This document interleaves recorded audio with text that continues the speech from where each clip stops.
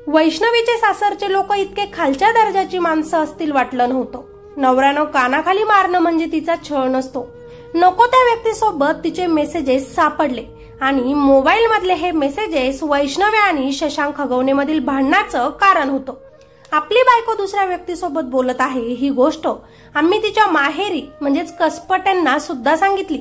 माहेरच्या लोकांनी त्यावेळी तिचा फोन देखील जप्त केले. कुठलाही सभ्य नवरा जो असेल त्याला आपल्या बायकोचे असे तिसऱ्या व्यक्तीसोबतचे मेसेज सापडले तर कुठला नवरा शांत बसेल? तो चिडणारच, रागाने एखादी कानाखाली मारणारच. आणि 16 मे रोजी वैष्णवी घरात एकटीच होती. घरात तिच्याशिवाय कोणीच नव्हतं. त्यावेळी त्या व्यक्तीचं आणि तिचं काही बोलणं झालं असेल, कारण त्या तिसऱ्या व्यक्तीचा 18 मे रोजी साखरपुडा होता ज्याच्यासोबत ती बोलायची. आणि 16 मे रोजी तिने आत्महत्या केली. आणि घरात कोणी नसताना मी एकट्यानंच दरवाजा खोलून तिला त्या अवस्थेत बघितलं. तिला घाईघाईत हॉस्पिटलला नेलं. जरी त्या घराची लेक गेली असली तरी आमच्याही घरातली सून, माझी बायको, माझ्या मुलानं त्याची आई गमावली आहे. याचं आम्हालाही दुःख आहे. परंतु तिने आमच्यामुळे आत्महत्या केली नाही. तिने त्या तिसऱ्या व्यक्तीसाठी आत्महत्या केली.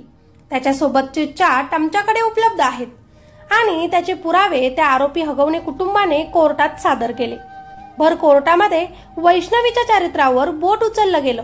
स्वतःला वाचवण्यासाठी कुठल्याही थराला जायला ही लोक तयार आहेत मित्रांनो. आणि हे ऐकून खरंच तळपायाची आग मस्तकात जाते. त्यातली त्यात हगवण्यांनी जो वकील नेमला तोही बघा कशी त्यांची साईट घेऊन बोलतो आहे. खरं तर असा आरोप कसपटे कुटुंबावर त्यांनी लावला की आम्ही कुठल्याही प्रकारचा हुंडा त्यांच्याकडे मागितला नाही. आमच्याकडे 90 लाखाची गाडी आहे. 1 कोटीच्या आसपास आमच्याकडे गाड्या आहेत. आम्ही का 40 लाखाची गाडी त्यांच्याकडून मागू? आम्ही का 51 तोळे सोनं त्यांच्याकडे मागू? आम्ही का चांदीची भांडे घेऊ जर आमच्याकडे सगळं आहे तर? त्यांनी त्यांच्या मुलीला भेटवस्तू म्हणून हे सगळं दिलं. आम्हाला जर त्यांच्याकडून काही घ्यायचं असतं तर आम्ही वैष्णवीच्या नावावर जी प्रॉपर्टी होती ती त्यांना विकू का दिली असती? आम्ही तिला सही करायला त्यांच्याकडे घेऊन का गेलो असतो? आणि जर 2 वर्षांपासून तिच्यावर अत्याचार होत होते, शशांक तिला मारत होता, तर अशी कंप्लेंट तिनं पोलीस स्टेशनमध्ये का केली नव्हती? तिच्या आई वडिलांना का सांगितलं नव्हतं? ती खुश होती, आम्हाला बाळ झालं होतं. मग अचानक तिनं असं का पाऊल उचललं? पोलिसांनी त्याचा तपास करायला हवा. त्या तिसऱ्या व्यक्तीची चौकशी करायला हवी. पाईपने मारणे म्हणजे ही छळ नसतो. शरीरावर जरी 30 जखमा असल्या तरी ज्यावेळी आत्महत्या केली त्यावेळीच्या त्या नव्हत्या. त्या किरकोळ जखमा तिच्या अंगावर होत्या आणि आमच्याच आरोपी हगवणे कुटुंबाच्या सदस्यांनी तिला मारलं त्याच्याच त्या जखमा होत्या हे अजून सिद्ध झालं नाही. तिला कोणी मारलं असेल ते माहिती नाही. त्यामुळे एकाच बाजूनं तुम्ही ऐकून घेऊ नका. हगवणे कुटुंबाचे सुद्धा ऐका. त्यातली त्यात 2 स्त्रिया गजाआड आहेत आणि जे 2 आरोपी सासरा आणि दीर फरार होते ते फरारच नव्हते म्हणे. मित्रांनो, हगवण्यांचा वकील असा बोलूच कसा शकतो? खरं तर वाटेल ते आरोप वैष्णवीच्या चारित्र्यावर यांनी लावले. आत्महत्या करण्याची तिची पहिल्यापासूनच सवय होती म्हणे. एकदा तिने पॉइझन खाल्लं, एकदा तिने गाडीतून उडी टाकण्याचा प्रयत्न केला, पण कदाचित हा वकील विसरला. तिनं पॉइझन यासाठी खाल्लं होतं की तिच्या नवऱ्यानं तिच्या पोटातील बाळाला हे बाळ माझं नाही असं म्हटलं होतं. तेव्हा तिच्या चरित्रावर त्यानं संशय घेतला होता आणि म्हणूनच वैष्णवी नैराश्यात गेली. शशांक आपल्या चरित्रावर संशय घेत आहे. आपल्या बाळाला त्याचं नाव द्यायलाही तयार नाही आणि म्हणूनच तिनं पॉइझन खाल्लं होतं.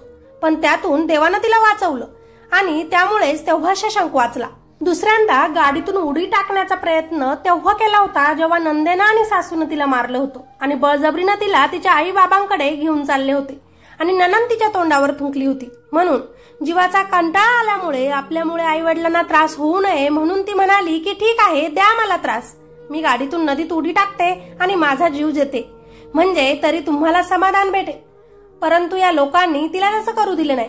माहेरी नेऊन घातलं आणि तेव्हाही मुलीची बाजू समजून वैष्णवीच्या वडिलांनी या लोकांची माफी मागितली. त्या मुलीकडून काही चुकलं असेल तर तिला माफ करा म्हणाले. बाळ झाल्यानंतरही वैष्णवीच्या माहेरच्या लोकांनी वैष्णवी आणि तिच्या बाळाचा खर्च केला. त्यांनी हुंडा मागितला म्हणूनच वैष्णवीच्या आई वडिलांनी त्यांना हुंडा दिला. त्यासाठी वैष्णवीच्या आई वडिलांना कर्ज उचलावं लागलं आणि त्यांनी मुलीसाठी ते उचललं. पण आता हगवण्यांचा कुटुंब डायरेक्ट कसपटे कुटुंबावर आरोप करतंय की आम्ही त्यांच्याकडे हुंडाच मागितला नाही, त्यांनी स्वखुशीने आम्हाला दिला. आणि जर या लोकांचा वैष्णवीच्या चारित्र्यावर संशय होता आधीपासूनच होता, तर यांनी वैष्णवीला घरात का ठेवलं होतं? तिच्या बापाकडे कुठल्या तोंडाने 2 कोटी रुपये हे लोक मागायला गेले होते? म्हणजे वैष्णवी कशीही असली तरी त्यांना ती हवी होती का? सोन्याची अंडी देणारी कोंबडी यांना सापडली. जर खरंच तिचं असं काही असतं तर या हगवणे कुटुंबाने तिला आधीच सोडलं असतं.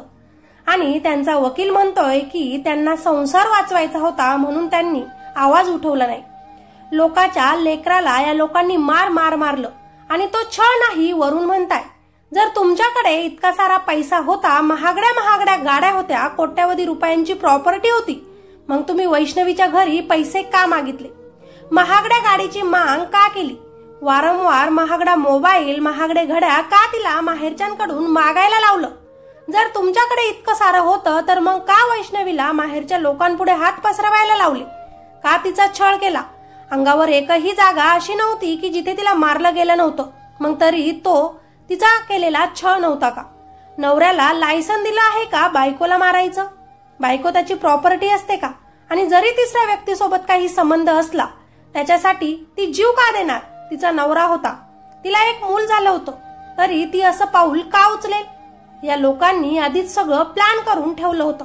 कारण आजकाल व्हॉट्सअपवर चॅट देखील डुप्लिकेट बनवता येते. ती व्यक्ती बोलली नसेल तरीही AI वापरून तिच्यावर आरोप केले जातात. या लोकांना वैष्णवी नकोच होती, त्यांना फक्त तिच्या बापाचा पैसा हवा होता. शशांक आणि वैष्णवीनं प्रेमविवाह केला होता, पण फक्त वैष्णवीच त्याच्यावर प्रेम करत होती. शशांक मात्र तिच्यावर प्रेम करत नव्हता का? मग प्रेम करत नव्हता तर त्यानं लग्न फक्त पैशांसाठीच केलं असं म्हणायला लागेल.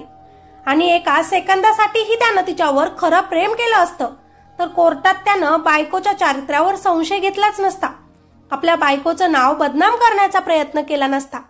इतकं सगळं होऊन देखील वैष्णवीचे आई वडील तिच्या सोबत आहेत. आमच्या मुलीवर आमचा पूर्ण विश्वास आहे असं म्हणत आहेत. कुठल्याही प्रकारचा आरोप या लोकांनी तिच्यावर केला नव्हता आणि आम्ही कोणताही मोबाईल तिच्याकडून घेतला नव्हता. वरून आम्ही तिला देत होतो, तिच्याकडून घेत नव्हतो. आमची मुलगी चरित्रहीन नाही, तिला बदनाम करण्याचा प्रयत्न हे लोक करत आहेत. हे सगळं बोलताना तिच्या वडिलांच्या डोळ्यात पाणी होतं, कारण मुलगी तर गेली पण हे लोक तिचं नाव देखील खराब करण्याचा प्रयत्न करत आहेत.